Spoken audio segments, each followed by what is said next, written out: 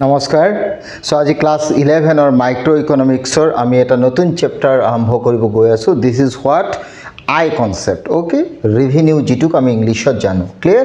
मैं बोलना चाहता हूँ आज जो कॉन्सेप्ट हम लोग ने लिया है ना वो नया चैप्टर है क्लास 11 का माइक्रो इकोनॉमिक्स का। Clear. This is what revenue. Already हम लोग को पता है कॉस्ट एंड रेवेन्यू दो पार्ट है, लेकिन हम लोग का कॉस्ट हो गया, अभी आज डिस्कशन करना है रेवेन्यू पार्ट। क्लियर। तो चलो हम लोग स्टार्ट करते हैं।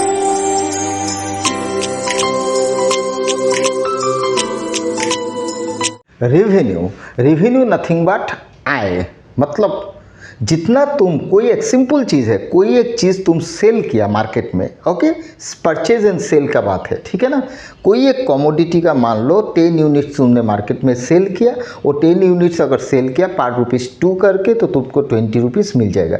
जो तुमको रिसिप्ट मिल गया ना as a amount money terms में, this is said to be revenue.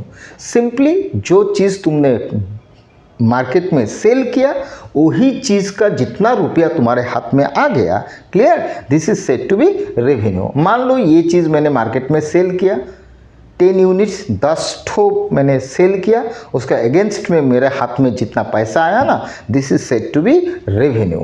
But revenue does not means profit. Clear. तो एक सेलर या फार्म्स कोई भी चीज़ अगर मार्केट में बिकता है ना तो उसको कुछ ना कुछ तो रेवेन्यू मिल ही जाता है। क्लियर।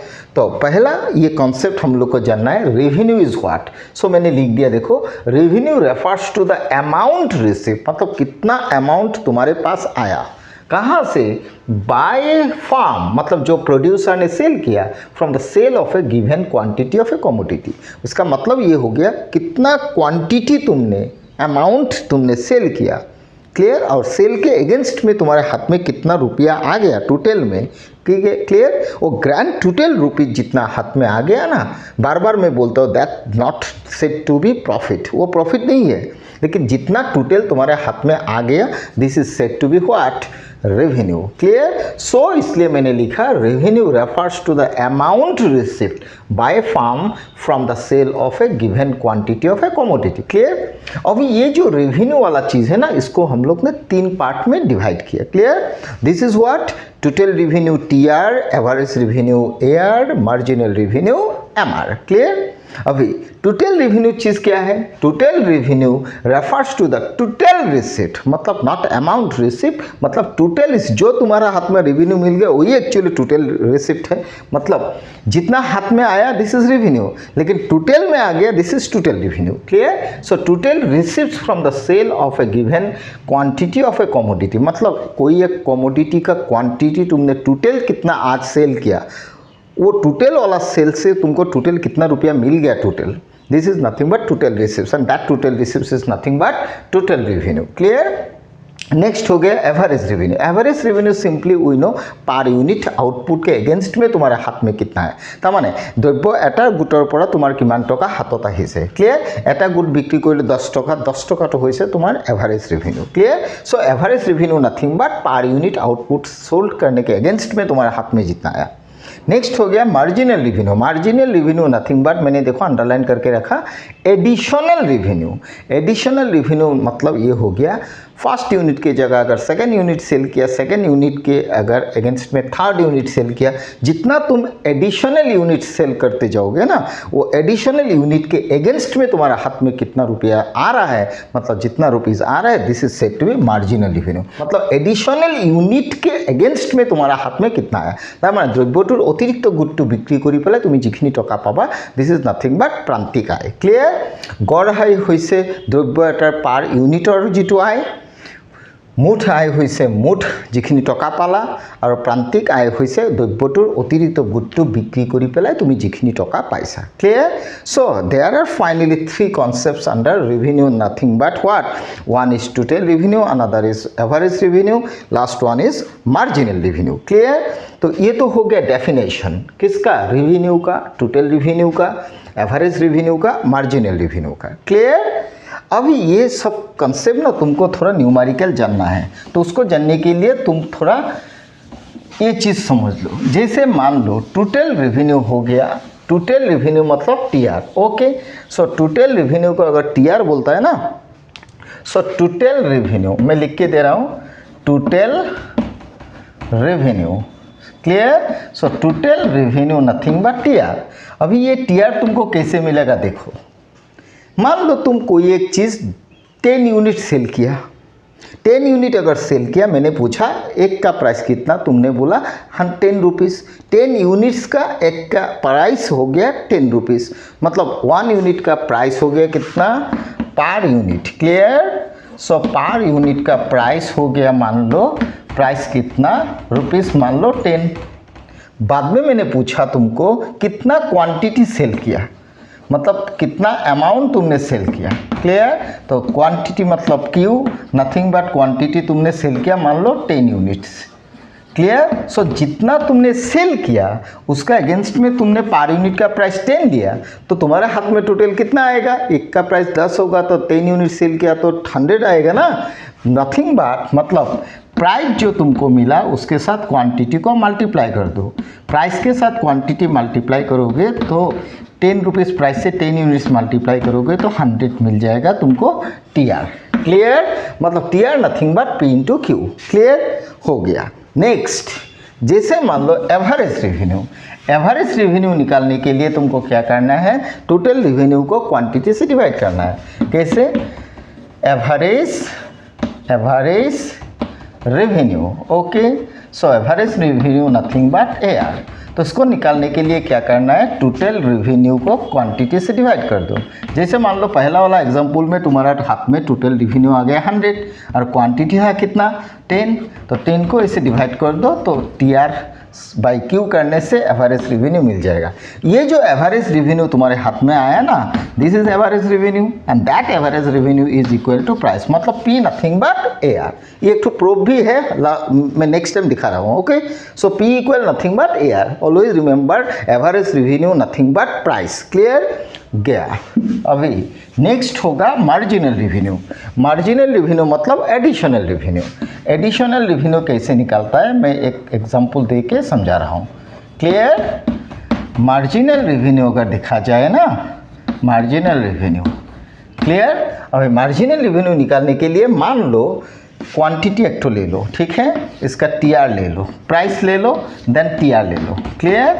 तो क्वांटिटी 1 10 रुपीज़ लिया, क्वांटिटी 2 मान लो इसका तुम 8 रुपीज़ लिया। क्लियर? क्वांटिटी 3 मान लो तुम 7 रुपया लिया, मतलब जितना ज़्यादा सेल किया प्राइस घटाते गया, तो टीआर मिल जाएगा 1 यूनिट के अगेंस्ट में 10, 2 यूनिट के अगेंस्ट में 16, 3 यूनिट के अगेंस्ट में 21। क्लियर? अभी ये कॉन्सेप्ट से अगर तुमको एमआर निकालना है ना, तो एमआर कैसे निकालोगे, तो एमआर निकालने के लिए तुम्हारे हाथ में फॉर्मूला ये आएगा, MR N is equal TR N minus TR N minus 1। ये जो टीआर एन लिखा ना, मतलब कौन सा यूनिट का तुम एमआर निकाल रहे हो। मतलब अगर तुम सेकेंड यूनिट का एमआर निकालना है ना, तो सेकेंड यूनिट का एमआर निकालना है तो ये सेकेंड यूनिट का हो जाएगा एन। ठीक है, तो सेकेंड यूनिट का अगर ये 2 नंबर को एन पकड़ लो तो टीआर हो जाएगा इसका 16, मतलब 16। और टीआर एन माइनस 1, एन को तो मैंने 2 पकड़ा था, उसके -1, मतलब टीआर 2 माइनस 1 मतलब 1, मतलब 16 माइनस टीआर 1, मतलब फर्स्ट यूनिट का टीआर, मतलब 10 को माइनस कर लो तो हो जाएगा 6। ये जो 6 निकला ना, ये 6 nothing but what, second unit का एमआर निकला। क्लियर? उस हिसाब से मतलब सेकेंड यूनिट का एमआर निकला। क्लियर? ये पहला वाला डैश होगा, जैसे मान लो डैश ही लिख देता हूँ। क्लियर? अभी नेक्स्ट अगर तुम बोलोगे सर मुझे थर्ड यूनिट का एमआर चाहिए, तो थर्ड यूनिट का एमआर अगर निकालना है ना, तो थर्ड यूनिट में लिख लेता हूँ। ठीक है, तो थर्ड यूनिट का एमआर निकालने के लिए तुमको क्या करना है, 3n माइनस टीआर, इसे मैं n पकड़ लेता हूँ, n माइनस 1, तो टीआर एन मतलब इसका, तो टीआर एन मतलब थर्ड यूनिट का टीआर कितना, ये हो जाएगा टीआर 3 माइनस 1, तो टीआर 3 मतलब थर्ड का टीआर 21, थर्ड का टीआर 21, और ये हो गया टीआर 3 माइनस 1 मतलब प्रीवियस टीआर मतलब 16, ये हो जाएगा 16। क्लियर? मतलब सेकेंड का टीआर। तो अभी तुम अगर निकालो तो इससे 21 से अगर 16 चला जाएगा तो 5 निकलेगा। क्लियर? इसका मतलब हो गया एमआर कॉन्सेप्ट निकालने के लिए तुम क्या करो, थर्ड यूनिट का एमआर निकालने के लिए थर्ड यूनिट में जो टीआर है ना उससे पहला प्रीवियस वाला टीआर को माइनस करो। अगर सेकंड का एमआर निकालना है ना तो सेकंड का टीआर से प्रीवियस टीआर को माइनस करो, मतलब इससे इसको माइनस करो ये निकल जाएगा, इससे ये माइनस करो ये निकल जाएगा। Clear? This is the existing TR और this is the previous TR. Unit का एमआर निकालना है तो क्या करना है, वही यूनिट का तुम टीआर ले लो और प्रीवियस यूनिट का टीआर को ले लो, दोनों का जो फर्क आएगा ना डिफरेंस आएगा, क्लियर, वही हो जाएगा एमआर। मतलब तुमको एमआर चाहिए थर्ड का तो थर्ड का टीआर ले लो माइनस प्रीवियस यूनिट का, मतलब सेकेंड यूनिट का टीआर ले लो, ये हो गया प्रीवियस का। क्लियर? सो ले लो, मतलब 21 माइनस 16 करोगे तो 5 निकलेगा। That 5 is nothing but the MR of third unit of that good. Okay clear? So इसका सिंपल मतलब ये हुआ टीआर का difference nothing but MR. Clear हो गया? तो फाइनली तुमको मिल गया एमआर एआर टीआर। क्लियर? अभी एक चीज था ये, क्या पता, प्रूव दैट, क्या prove that P equal AR। मैं ऑलवेज बोलता हूँ प्राइस नथिंग बट AR, लेकिन तुम पूछोगे प्राइस नथिंग बट AR कैसे होता है सर, दिखा दीजिए। क्लियर? अगर प्राइस 10 होगा तो AR 10 होगा। क्लियर? तो ये दिखाने के लिए एक तो प्रूफ चाहिए। क्या प्रूफ पता? तुमको ऑलरेडी पता है, we know TR is equal to P into Q, ये तो तुमको पता है। प्राइस के साथ क्वांटिटी मल्टीप्लाई करोगे तो TR निकलेगा। क्लियर? फिर तुमको also we know what, also we know, हम लोग को ये भी पता है क्या, AR is equal to TR by Q, मतलब TR को Q से डिवाइड करो तो AR मिल जाएगा। ये हो गया 2। क्लियर? मैंने दो इक्वेशन बना लिया, TR nothing but P into Q, AR nothing but TR by Q. Clear? अभी क्या करो पता, ये 2 नंबर इक्वेशन में ना 1 को बैठा दो, मतलब substituting. Clear? Substituting what, equation 1 in what, equation 2 we get. तो अगर बैठा दोगे तो क्या मिलेगा, AR इजिकल नीचे Q था, Q लिख लो, और ये जो TR है ना, ये TR के जगह में क्या करो, इक्वेशन 1 में TR का जो वैल्यू है ना P इंटू क्यू, उसको बैठा दो, मतलब TR के जगह P इंटू क्यू बैठा दो, P इंटू क्यू बैठा दिया। क्लियर हुआ? अभी Q कट गया ना, तो Q कट गया, अल्टीमेटली तुमको मिल गया क्या, P इक्वल AR और AR इक्वल P, मतलब P इक्वल AR। क्लियर? मतलब P अगर 10 होगा तो AR भी 10 होगा, इसका मतलब P nothing but AR, so P nothing but AR, so this is the proof. Okay, hence proved. Clear? Hence what? Proof. So we already know P nothing but AR. Clear? Always remember price मतलब ही average revenue, average revenue nothing but price. Clear? ये हो गया next concept. इसके बाद आएगा concept क्या पता, ये जो रेवेन्यू कॉन्सेप्ट है ना, ये रेवेन्यू कॉन्सेप्ट मार्केट के हिसाब से होता है। मार्केट मतलब जैसे मान लो हम लोग को पता है एक मार्केट हो गया perfect competitive market, another is imperfect competitive market. Clear? अब परफेक्ट कॉम्पिटिटिव मार्केट कॉन्सेप्ट अलग चीज़ है, लेकिन इतना तो समझ लो, perfect competitive market is that market situation where large number of sellers sellings identical product, though it is imaginary concept but identical product sale होता है। और in that market all sellers और all firms are price taker not maker. Clear? अगर price taker मतलब perfect competitive, मैं लिख देता हूँ परफेक्ट कॉम्पिटिटिव। क्लियर? जहाँ पर प्राइस क्या होता है, प्राइस रिमेन्स कांस्टेंट। ओके, मतलब प्राइस चेंज नहीं होता है। वाई प्राइस चेंज नहीं होता है, because they are what, price taker. What? Price taker. Because Y?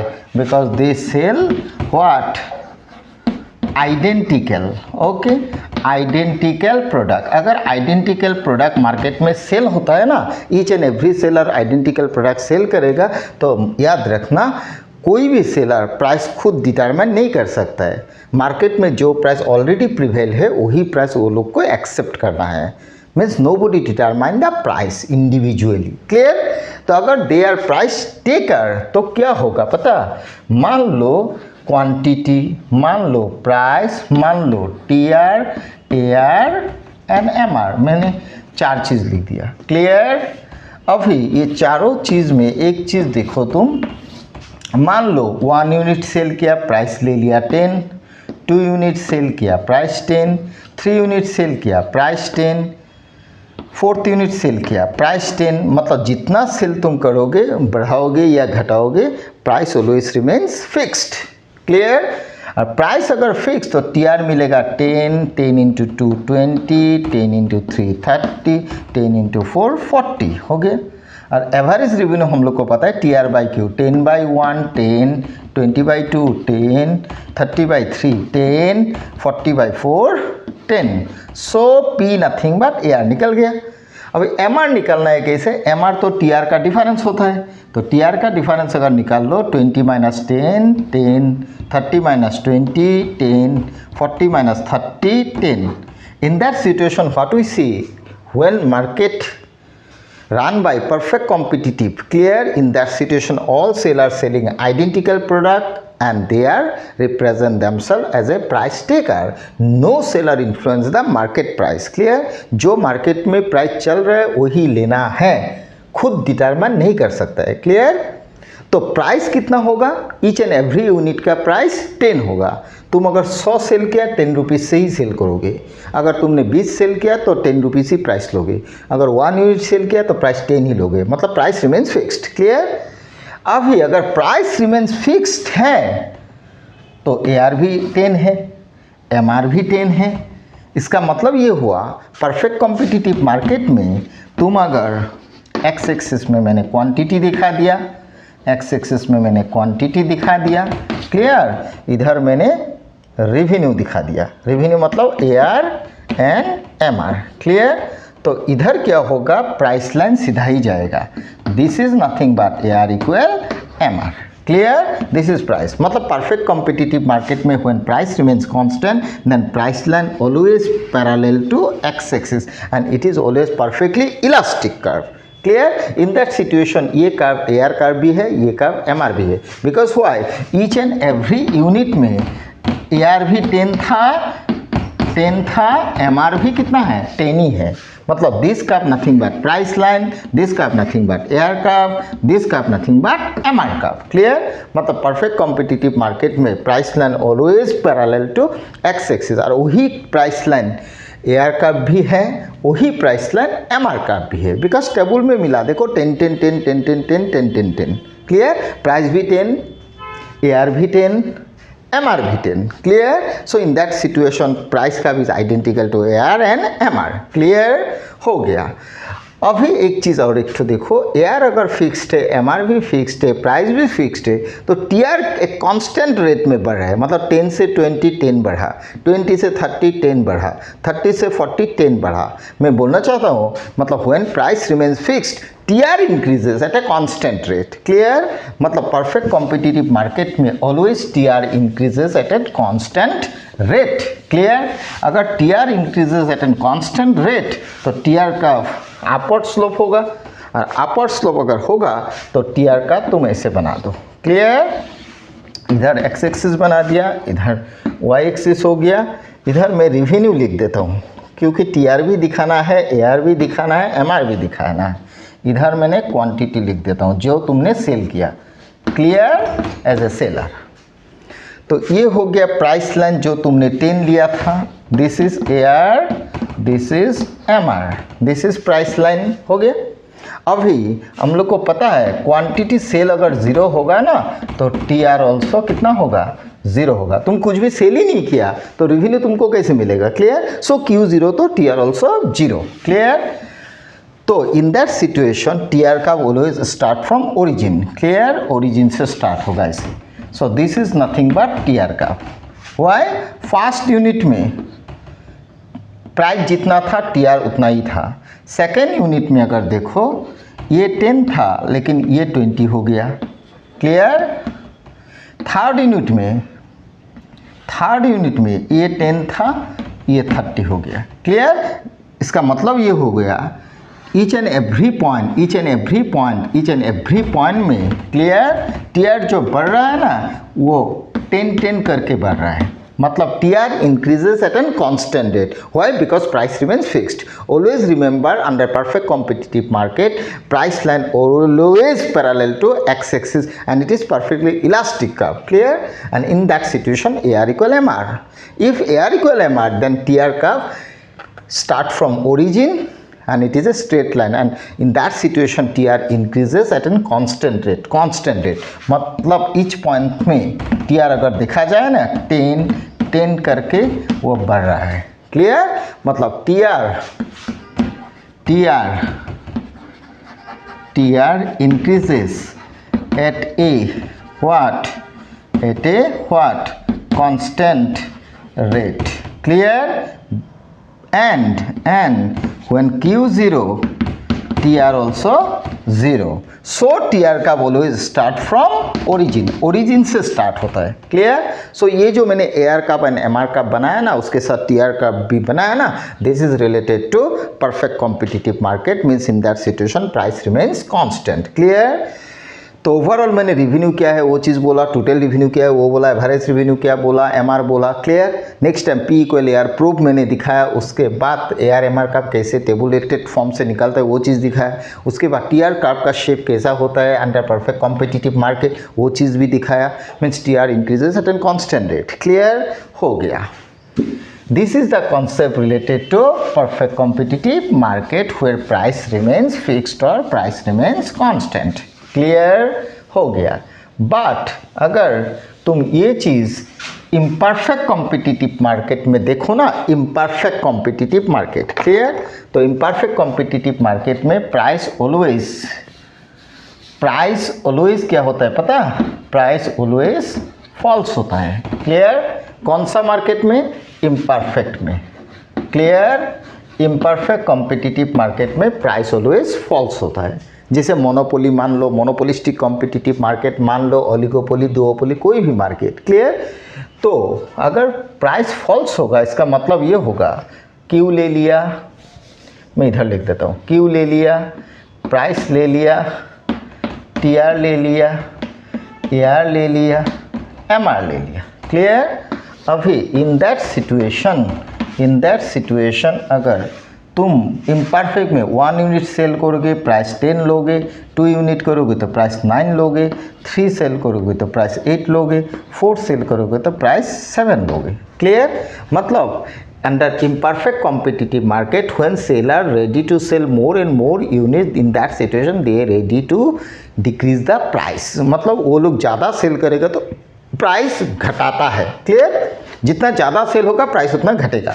तो TR कितना निकलेगा? 10, 18, 24, ये 28. क्लियर हो गया? और AR नथिंग बट प्राइस, ये तो पता ही है. 10/1 10, 18/2 ये 9 ही निकलेगा, 24/3 8, 28/4 7. Clear? So P nothing but AR. Clear? अभी MR कैसे निकलता है? MR TR का डिफरेंस होता है. तो पहला वाला डैश मार दो. 18 - 10 8, ये माइनस ये क्या होगा 6, ये माइनस ये कितना होगा 4. क्लियर? तो ये निकल गया MR. क्लियर? तो in that situation what we see under imperfect competitive market, जितना ज़्यादा सेल करेगा उतना प्राइस वो घटाएगा. मतलब 4 यूनिट सेल करेगा तो प्राइस पर यूनिट का 7 लेगा, 3 यूनिट सेल करेगा तो प्राइस पर यूनिट का 8 लेगा. जितना ज़्यादा सेल करेगा उतना प्राइस कमाएगा, क्योंकि उसका मेन मोटिव ये है उसको टोटल रिवेन्यू को मैक्सिमाइज़ करना है. टोटल रिवेन्यू को मैक्सिमाइज, तो टोटल रिवेन्यू को मैक्सिमाइज़ करने के लिए वो ज़्यादा सेल करना पड़ेगा, और ज़्यादा सेल करने के लिए वो प्राइस थोड़ा घटाएगा. क्लियर? प्राइस थोड़ा घटाने से अगर ज़्यादा सेल हो रहा है तो वही फ़ायदा है ना. थोड़ा सा प्राइस घटा दिया, ज़्यादा सेल हुआ तो वही मेरे लिए अच्छा है. क्लियर? तो मोटिव ये है, प्राइस थोड़ा घटा लिया, सेल ज़्यादा हो गया तो टोटल रिवेन्यू उसको ज़्यादा मिल गया. क्लियर? बट हुआ क्या सिचुएशन देखो, price gradually falls, AR also falls, MR also falls. Means in that situation AR falls, M R भी फॉल्स, लेकिन ये दोनों में कंपेयर करो, ये 10, ये डैश, ये 9, ये 8, ये 6, ये भी फॉल हुआ, ये भी फॉल हुआ, लेकिन ये ज़्यादा फॉल हुआ। देखो ये 8, ये 9, ये 6, ये 8, मतलब इन that situation A R fall हुआ, एम आर भी फॉल हुआ, ये भी फॉल हुआ, एम आर भी फॉल हुआ। क्लियर? लेकिन इससे ये ज़्यादा फॉल हुआ, इसका मतलब ये बड़ा, ये छोटा। क्लियर? मतलब A R greater than M R. Always remember under imperfect competitive market A R always greater than M R, but in perfect competitive market A R is equal to M R. Clear? तो अगर ये होगा, ये falls हुआ, ये falls हुआ, so A R greater than M R. अगर ये चीज़ हो रहा है तो इसका मतलब ये होगा, अगर तुम A R and M R का बनाओगे ना, तो ए आर एम आर का ऐसे होगा, वाई इधर रिवेन्यू आ गया, इधर तुम्हारा आउटपुट आ गया, मैं शॉर्ट करके लिख दिया। तो ए आर कर्व ऐसे होगा, this is A R curve, M R curve ज़्यादा नीचे जाएगा क्योंकि ये ज़्यादा फॉल्स हुआ था। Clear? Means in that situation what, A R greater than M R, means under imperfect competitive market A R and M R curve both falls, means slope downward. In that situation, AR always lies above MR curve, means AR always greater than MR। दोनों fall हुआ, लेकिन MR ज़्यादा fall हुआ, AR fall हुआ, कम हुआ, सो AR बड़ा, MR छोटा, सो AR greater than MR। Clear? मतलब ये देखो, ये 9, 8 मतलब फॉल हुआ, ये 8, 6 ये भी फॉल हुआ, लेकिन ये ज़्यादा फॉल हुआ, इसलिए ये नीचे है, ये कम फॉल हुआ, ये ऊपर है। Clear? So A R greater than M R. Clear हुआ? तो आज हम लोग ने ये चीज़ डिस्कशन किया, क्या under perfect competitive market A R का एम आर का क्या होता है, A R equal M R and T R increases at an constant rate. Clear? But imperfect competitive market में प्राइस फॉल्स होता है, उसमें A R greater than M R मिला। Clear? Clear? And curve slopes downwards. Clear? In that situation उसका अगर T R curve बना लो ना, टी आर कर्व, तो टी आर कर्व बनाने के लिए क्या करना पड़ेगा पता? टी आर कर्व ऐसे बनाना है, मतलब इम्परफेक्ट कॉम्पिटिटिव मार्केट में टी आर कर्व ऑलवेज ये शेप होता है। ठीक है? This is T R curve, this is what, T R curve. Clear? This is T R curve, और टी आर कर्व ऐसे होता है, ये मैंने छोटा करके इधर बना देता हूँ। एम आर कर्व अगर बना लो ना ऐसे, मतलब ये सिचुएशन में एम आर कर्व ऐसे जाएगा, मतलब एम आर जब 0 होता है ना, टी आर तब इस पॉइंट में मैक्सिमम होता है। क्या होता है? मैक्सिमम। मतलब when M R 0, T R is what, T R is maximum. मतलब when M R gradually falls, TR increases at a diminishing rate, but when MR 0, TR is maximum, but when MR becomes negative, TR falls। Clear? इसमें 3 relation भी आ गया। Clear? किसका? MR and TR का under imperfect competitive market. Clear? मतलब when MR falls, TR increases at a diminishing rate। Clear? मतलब MR जब false होते गया ना, तो टी आर बढ़ा, लेकिन बढ़ने वाला रेट घटा, मतलब T R increases at an diminishing rate. Clear? But when M R becomes 0, इधर देखो, M R becomes 0, T R is what, maximum. But when M R becomes negative, T R falls. तो इसमें तुमको M R and T R का 3 relation भी मिल गया। When M R falls, T R increases at an diminishing rate, when M R 0, T R is maximum, when M R becomes negative, T R falls. Clear? But T R curve का shape इस हिसाब से ही होता है, किस market में? Imperfect competitive market में। क्लियर? तो आज हम लोग ने रेवेन्यू कॉन्सेप्ट में व्हाट इज रेवेन्यू समझा, टोटल रेवेन्यू समझा, एवरेज रेवेन्यू समझा, मार्जिनल रेवेन्यू समझा, P equal A R concept proof समझा। उसके बाद प्राइस रिमेन्स कांस्टेंट में परफेक्ट कॉम्पिटिटिव मार्केट में P equal A R equal M R समझा, उसमें T R increases at an constant rate. Clear? But under imperfect competitive market में price falls होता है, उसमें A R greater than M R मिला। Clear? उस जगह पर टी आर कर्व का शेप भी मिला, वो फ्री हैंड कर्व मिला। Clear? Free hand curve, T R curve under imperfect, उसमें हम लोग को ये चीज़ मिला, टी आर बढ़ता है at a diminishing rate up to a point, at that situation finally we get T R is maximum when M R 0, but finally T R diminishes when MR becomes negative. Clear? तो revenue का हम लोग आज ये concept समझा। Next class में इसके साथ जुड़ा हुआ और कुछ कॉन्सेप्ट हम लोग को डिस्कशन करना है नेक्स्ट टॉपिक में, नेक्स्ट वीडियो में। ओके, धन्यवाद।